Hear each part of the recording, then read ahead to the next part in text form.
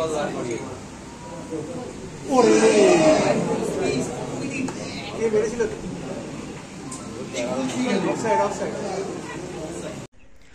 Sports and স্ক্রিনে আপনাদের সকলকে স্বাগত। আমি প্রীতম। এই মুহূর্তে রয়েছি নৈহাটি বঙ্কিমাঞ্জলি স্টেডিয়ামে, এবং এই স্টেডিয়ামে কিছুক্ষণ আগেই কার্যত ঝড় তুলেছিল ইস্টবেঙ্গল।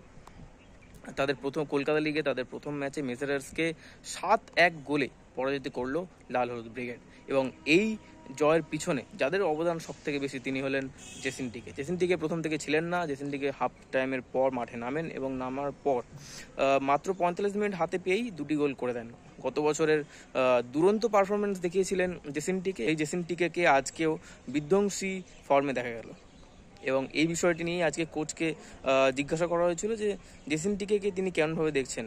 কোচ কিন্তু পরিষ্কার বলে দিলেন যে বর্তমানে ভারতীয় দলের যে অবস্থা, উপযুক্ত স্ট্রাইকারের অভাবে ভারতীয় দল যেমন গোল পাচ্ছে না, ম্যাচ জিততে পারছে না, এই সময় জেসিন টিকের মতো প্লেয়ারদের ভারতীয় দলে খুবই প্রয়োজন।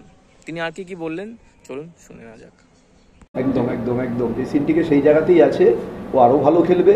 মানে আমাদের আশা এবার ওকে বড় কিছু সবাই ভাবুক, সবাই, কারণ এখন বড় কিছু বলার মানে আমি সেটাই বলতে চাইছি, ইন্ডিয়া টিম বা অন্য জায়গায় যে অবস্থা স্ট্রাইকিং লাইনের, এসব ছেলেরা যদি না যায় তাহলে আর কবে যাবে? মানে আইএসএল এর দলে তো অলরেডি আছেই, আইএসএল এর দলে তো অলরেডি আছে। সে তো রেগুলার বা আস্তে আস্তে চান্স পাবেই, সেখানে যাবে। আমি বলছি ইন্ডিয়া টিমে যেখানে স্ট্রাইকিংয়ের নিয়ে এত অসুবিধা, ইন্ডিয়া টিম যেখানে স্ট্রাইকার নিয়ে এত অসুবিধা, তবু কেন এদের চান্স দেওয়া হচ্ছে না, সেটাই আমাদের প্রশ্ন আর কি। তারা কি শুধু ওই আইএসএলই দেখে? কারণ যারা ইন্ডিয়া টিম তৈরি করছে তাদের তো সব কিছু দেখা উচিত।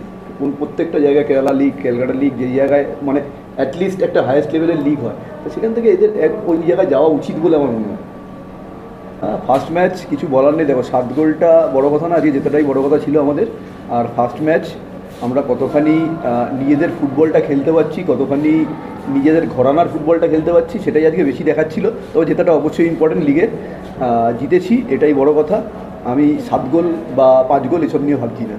একটা ব্যাপার হচ্ছে যে আপনার টিমটা যেরকম আজকে 10 গোলে জিততে পারতো, আর 3টে গোলও কনসিড করতে পারতো, আপনি কি এটা মনে করেন? একদম একদম একদম এই একটা গোলও কনসিড করা উচিত ছিল না, এবং 2টো গোল ফাম্বেল করে আমরা নিজেদের মিস্টেক করেছি।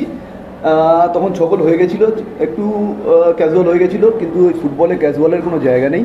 তা ওটাই আমি অলরেডি প্লেয়ারদের বলেছি যে গোল করাটা যেমন ইম্পর্টেন্ট, গোল কনসিড না করাটাও যেমন ইম্পর্টেন্ট। তা এটা আমাদের পরে দেখতে হবে, আমরা শুধরাবো, ফার্স্ট ম্যাচ আস্তে আস্তে ডেভেলপ করবো। বিনোজটের সাথে তো সবসময় কথা হয়, লাস্ট ডে তো বিনোজট ছিল। মনোতোষ পাজি প্রথম, এবারে এসকে প্রথম ইস্টবেঙ্গল জার্সিতে ম্যাচ খেললো, ওকে কীরকম দেখলেন? আপনারাই তো দেখলেন, সবে ইস্টবেঙ্গল জার্সিতে খেলছে, গোল পেয়েছে ফার্স্ট দিন, কনফিডেন্স বাড়বে, আরও ভালো খেলবে, এই জন্যই তো নিয়ে আসা। কনফিডেন্স বাড়ার সঙ্গে সঙ্গে আরেকটা বিষয় থেকে বড় ব্যবধানের জয়, একটা আত্মতুষ্টিরও ব্যাপার চলে আসে, এটা কিভাবে? ওটাই আমি বলতে চাইছিলাম যে এই ব্যাপারটা, এই জন্য আমি ওটা নিয়ে ভাবছিই না। সেই আত্মতুষ্টির জায়গাটা কোচেদেরই জায়গা, ওটাকে ঠিক রাখা প্লেয়ারদের, যাতে পরের ম্যাচে এই মানে রেজাল্টের কোনো প্রভাব না পড়ে, সেটাই আমরা চেষ্টা করব।